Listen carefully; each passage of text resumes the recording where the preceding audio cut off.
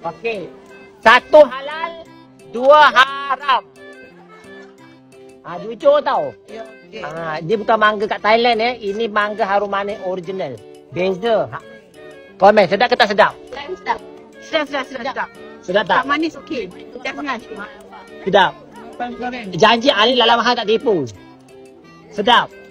Tak boleh. Saya kita dari Kulim ni. Rasa. Boleh rasa. Rasa tak? Bagi tahu tak? Komen, jujur.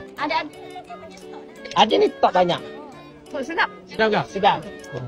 Tak boleh tahu tak? Cara manis tak? Jeruk mangga harum manis papai memang sedap yang amat-amat dalam. Sedap, lembut dan juga daripada harum manis. Dah berpuluh ribu orang beli. Tapi folder yang lama dah tak ada. Ni folder yang baru. So baru sikit orang beli. Tapi sama je rasanya.